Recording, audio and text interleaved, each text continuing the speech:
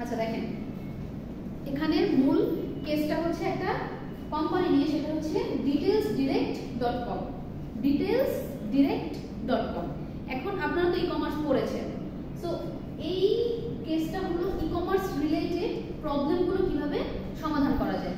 এই কেসটার মধ্যে আপনাদের প্রবলেমটাও দেয়া আছে, এই কেসের মধ্যে আপনাদের সলভিংটাও দেয়া আছে। আপনাদের কাজ হচ্ছে এখান থেকে পুরোটা খুঁজে বের করা, এটা সামারি করা এবং এই প্রবলেমগুলো আইডেন্টিফাই করা, প্রবলেমের কি কি সমাধান ছিল, মেজারমেন্ট ছিল, সেগুলো আলোচনা করা। সো এই কেসটা আপনারা প্রথমে পড়বেন। তো কেসটা আমি আপনাকে সংক্ষেপে বুঝিয়ে দিচ্ছি। বিষয়টা হলো direct.com একটা খুচরা দোকান, একটা খুচরা প্রতিষ্ঠান যারা মূলত উচ্চমানের পোশাক সেল করে। বিভিন্ন মানুষের কাছে, বিভিন্ন কোম্পানির কাছে একটু উচ্চ দাম সম্পন্ন যে প্রোডাক্ট বা উচ্চ কোয়ালিটি সম্পন্ন যে ধরনের প্রোডাক্ট, সেই প্রোডাক্টগুলো তারা সেল করে। এখন তারা হচ্ছে 1995 সালের আগে অথবা হচ্ছে 1995 সালে যখন তারা ব্যবসা শুরু করে, তখন তাদের পদ্ধতি ছিল কি ক্যাটালগ সিস্টেম। আপনারা নর্মালি দোকানে গেলে কি দেখেন, যে আপনাদেরকে বিভিন্ন ধরনের ক্যাটালগ বের করে দিচ্ছে, স্যার অথবা ম্যাম আপনারা পছন্দ করেন, এখান থেকে আপনারা কোনটা নেবেন। ধরেন আপনারা কোনো একটা পর্দার দোকানে গেলেন অথবা কোনো একটা সোফার কাভার কিনবেন, তো আপনাদেরকে প্রথমে কি করা হয়, একটা ক্যাটালগ বের করে দেওয়া হয়। ওই ক্যাটালগ থেকে আপনাদেরকে বলা হয় যে এখান থেকে আপনি একটা সিলেক্ট করেন, দেন আমরা দেখাচ্ছি এর কালারগুলো কি কি। সো ওই রকম একটা ক্যাটালগ সিস্টেম ছিল তাদের পোশাক আশাকে।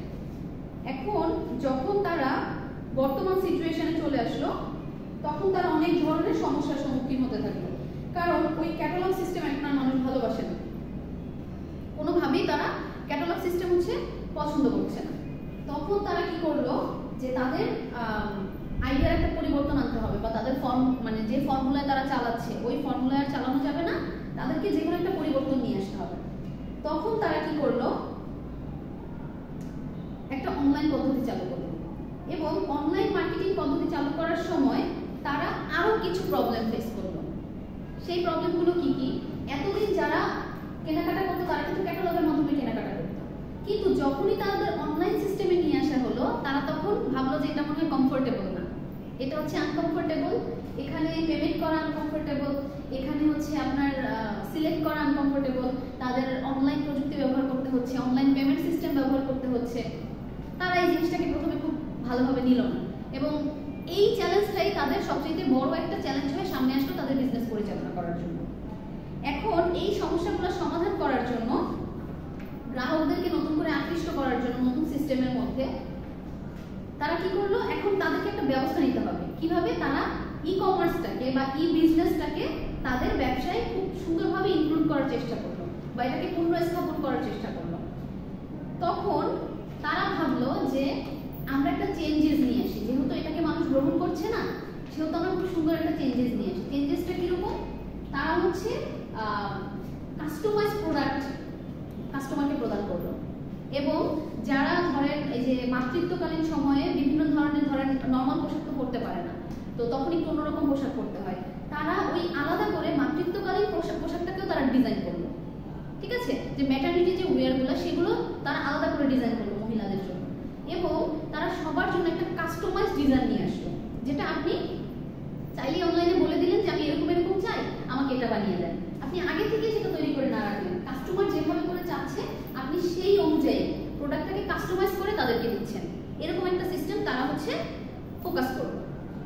এরপরে দেখেন, গ্রাহকের আকর্ষণ ধরে রাখার জন্য তারা বিভিন্ন পদ্ধতি অবলম্বন করলো। সেই পদ্ধতির মধ্যে প্রথম একটা পদ্ধতি কি দেখেন, তারা হচ্ছে বিভিন্ন ওয়েবসাইটের মাধ্যমে তার যে কাস্টমার তাদের সাথে একটা রিলেশন ক্রিয়েট করার চেষ্টা করলো। ওই যে আপনাদেরকে বলেছিলাম না যে কাস্টমার রিলেশনশিপ ম্যানেজমেন্ট, তারা কাস্টমার রিলেশনশিপ ম্যানেজমেন্ট মেইনটেইন করলো। তারা কাস্টমারের সাথে সবসময় একটা কন্টিনিউয়াস একটা যোগাযোগ রাখলো, এবং তাদের কি লাগবে না লাগবে, কখন তাদের এই প্রোডাক্ট লাগতে পারে, এটা সম্পর্কে তাদের সাথে কন্টিনিউয়াস একটা যোগাযোগ থাকলো কাস্টমার রিলেশনশিপ ম্যানেজমেন্টের মাধ্যমে। সেকেন্ড, তারা কি করলো দেখেন, আমরা কি গ্রাহকের থেকে ফিডব্যাক নেই না, তারা সেই ফিডব্যাকটা নেওয়ার ব্যবস্থা করলো। তারা গ্রাহকের মতামত চাইবে যে আমাদের প্রোডাক্ট কিরকম, আরো কি কি করলে ভালো হবে, কি না করলে ভালো হবে, এইভাবে তারা মতামত চাইতো।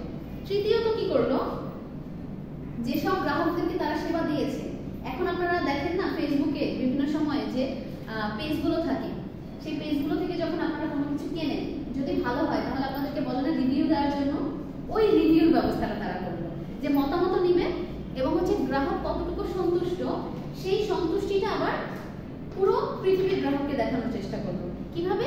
তাদের ওই পেজের মাধ্যমে বা তাদের সিস্টেমে যে কোনোভাবে যারা সেবা গ্রহণ করেছে তারা কি করবে, তাদের সেবা কেমন হলো, ভালো হলো নাকি খারাপ হলো, স্যাটিসফাইড কিনা নাকি ডিসস্যাটিসফাইড, সেটা রিভিউ হিসেবে ওখানে প্রদান করার জন্য তাদেরকে বলা হলো। তাহলে কি কি সিস্টেম অবলম্বন করলো?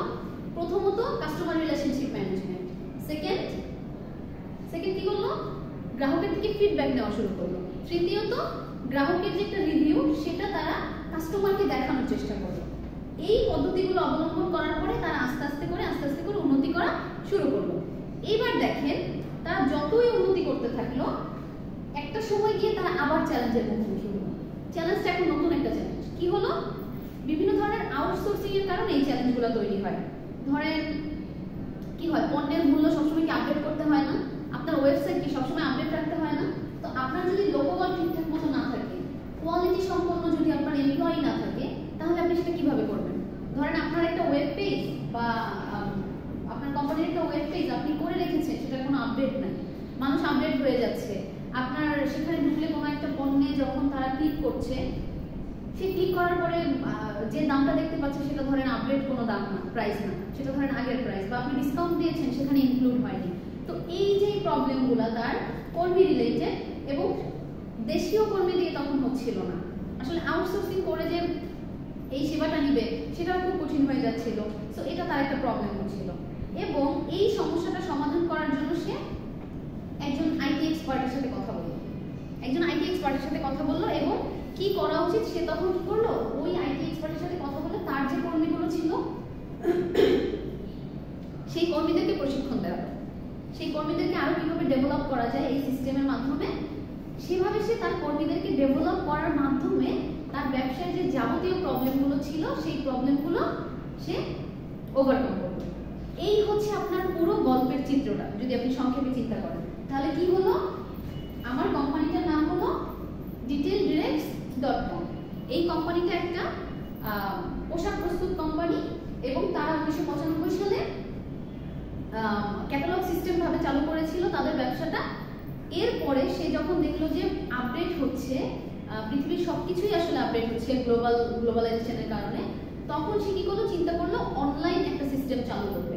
এখন অনলাইন সিস্টেম চালু করতে গিয়ে সে দেখলো বিভিন্ন ধরনের সমস্যা, তার যে কাস্টমারগুলো ছিল তারা খুব সহজে কমফোর্টেবল হতে পারছে না এই সিস্টেমে।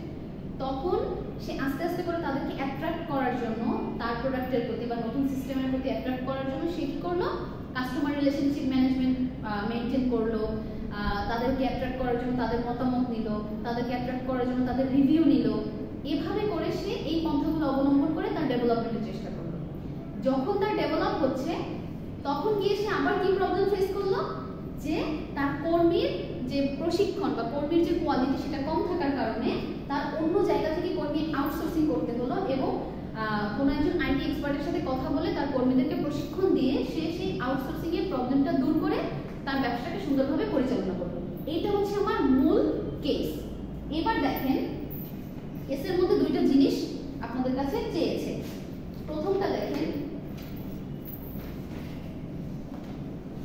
প্রথমটা বলেছে what challenges did detailsdirect.com face when they initially launched their online business in 1995।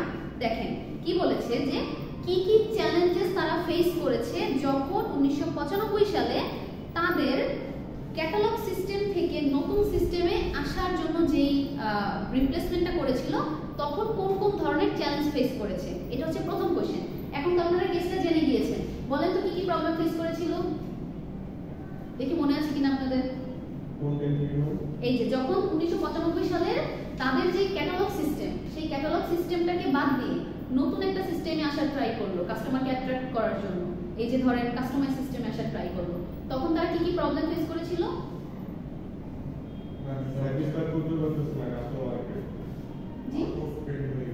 আচ্ছা, আউট অফ ট্রেন্ড হয়ে গিয়েছিল। আর আপনারা কেস থেকেই বলেন, আমি কিন্তু অলরেডি পড়িয়ে ফেলেছি, এই জন্যই হচ্ছে কেস।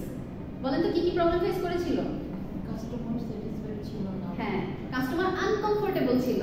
তারা যখন কি করলো যে তাদের ক্যাটালগ সিস্টেম থেকে নতুন একটা সিস্টেমে মানে পরিবর্তিত হলো, তখন তারা আনকমফোর্টেবল ফিল করলো কিসে ট্রানজ্যাকশনে, মানে হচ্ছে পেমেন্টে তারা আনকমফোর্টেবল ফিল করলো, তাদের যে অর্ডার প্লেসমেন্ট সেখানে তারা আনকমফোর্টেবল ফিল করলো, এবং অনলাইন পুরো যে প্ল্যাটফর্মটা সেই প্ল্যাটফর্মটাই কিন্তু তাদের জন্য নতুন।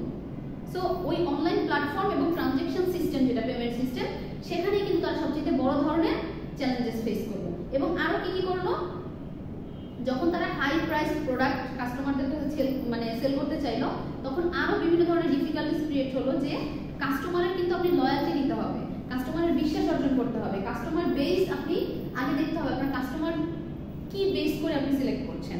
সো ওই কাস্টমার যদি আপনার প্রতি ট্রাস্ট না করে, আপনার প্রতি লয়াল না হয়, তাহলে কিন্তু আপনি তাদেরকে বিশ্বাস করাতে পারবেন না যে আপনার প্রোডাক্টটা ভালো। ঠিক আছে, সো এই প্রবলেমগুলো তারা ফেস করেছিল। এবার সেকেন্ড ওয়ান দেখেন কি বলেছে, how did detailsdirect.com refine their e-commerce strategy to address the difficulties in gaining transaction। কি বলেছে দেখেন, তারা কিভাবে তাদের এই স্ট্র্যাটেজিটা রিডিফাইন করেছিল, কিভাবে করেছিল, কাস্টমারের ট্রাস্ট কিভাবে নিয়ে এসেছিল, বা কাস্টমারকে কিভাবে কমফোর্টেবল করেছিল। বলেন তো, তিনটা জিনিস ছিল, দেখি বলতে পারেন কিনা। Feedback, review, customer relationship management. তাহলে দেখেন এখানে খুব সুন্দর করে বলে দিয়েছে যে তাদের স্ট্র্যাটেজিটা মেইন ফোকাস ছিল হচ্ছে যেই মার্কেটের প্রতি, সেটা কিন্তু ম্যাটারনিটি যারা হচ্ছে প্রেগনেন্ট মহিলা যারা আছে তাদের পোশাকের দিকটা তারা হচ্ছে ভেবেছিল, এবং কাস্টমাইজ ডিজাইন তারা কিন্তু কি করেছিল, কাস্টমারকে অ্যাট্রাক্ট করার জন্য তারা কাস্টমাইজ ডিজাইন নিয়ে এসেছিল, আগে থেকে তৈরি করে না। কাস্টমার যেভাবে যাবে সেভাবে কাস্টমারকে তৈরি করে দেওয়া হবে তাদের চাহিদা অনুযায়ী, এক্সপেকটেশন অনুযায়ী।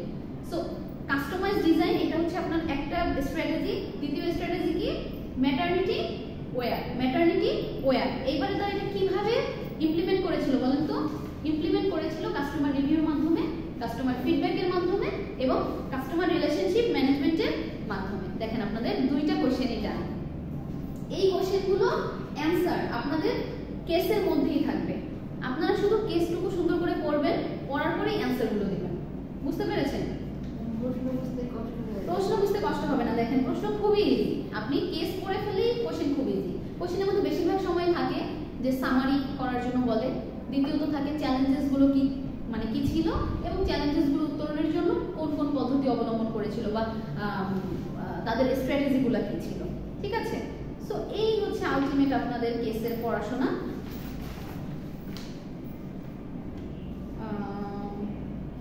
এই কেসটা আমি আপনাদের ক্লাসে পড়ালাম, আর আরেকটা কেস আমি আপনাদেরকে দিয়ে দিয়েছি, এটা হচ্ছে fun toys is retail business. ঠিক আছে, fun toys is retail business. তো এই দুইটা কেসের মধ্যে যে কোনো একটা কেস আপনাদের এক্সামে থাকবে।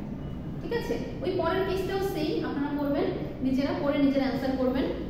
আর এক্সামের ব্যাপারটা হচ্ছে যে 10 মার্ক থাকবে আপনার এমসিকিউ, 10 মার্ক থাকবে কেস, একটা কেস, আর 10 মার্ক 20 মার্ক থাকবে আপনার বাকি মানে দুইটা চ্যাপ্টারের উপরে যে কোশ্চেন করব সেই কোশ্চেন হচ্ছে আপনাদের 20 মার্ক। এখানে 5 মার্কের কোশ্চেনও থাকবে, 10 মার্কের কোশ্চেনও থাকবে। সো আপনাদের জন্য এই কেসটা যদি আপনারা অ্যানসার করতে পারেন, আপনাদের মার্ক ক্যারি করাটা ইজি হবে। ঠিক আছে, আর আপনারা একটু চেষ্টা করবেন কেসের অ্যানসারগুলো যখন করবেন একটু ফ্লো চার্ট করার জন্য, মানে জিনিসগুলোকে ফ্লো চার্ট বা পাই চার্ট অথবা হচ্ছে বিভিন্ন ডায়াগ্রামের মাধ্যমে কিভাবে বোঝানো যায়।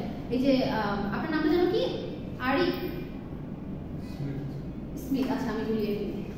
তো আপনি যখন এই যে স্লাইড করেছিলেন, আপনার মনে আছে আপনি যে স্লাইডের মধ্যে ডায়াগ্রাম ইউজ করেছিলেন বা ছবি ইউজ করেছিলেন, ঠিক ওইভাবে করে আপনি যদি খাতায় প্রেজেন্ট করতে পারেন বিভিন্ন ডায়াগ্রামের মাধ্যমে, তাহলে আপনার খাতাটা সুন্দরভাবে প্রেজেন্ট হয়।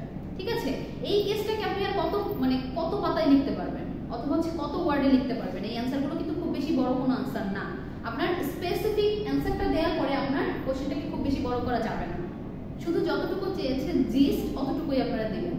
এরপরে আপনারা বিভিন্ন ধরনের টার্ম ইউজ করে সেটাকে সুন্দর করে করার চেষ্টা করবেন, যাতে খাতাটা দেখতে সুন্দর লাগে, আপনাদের লেখাটা পড়তে ভালো লাগে। ঠিক আছে, তাহলে আপনাদের এই কেস ডান। দুইটা কেস আমি আপনাদেরকে ইয়ারপিতে দিয়ে দিব, দুইটা কেস আপনারা পড়বেন, পড়লে ইনশাআল্লাহ একটা কমন পেয়ে যাবেন। ঠিক আছে, আজকে তাহলে এই পর্যন্তই থাকবে।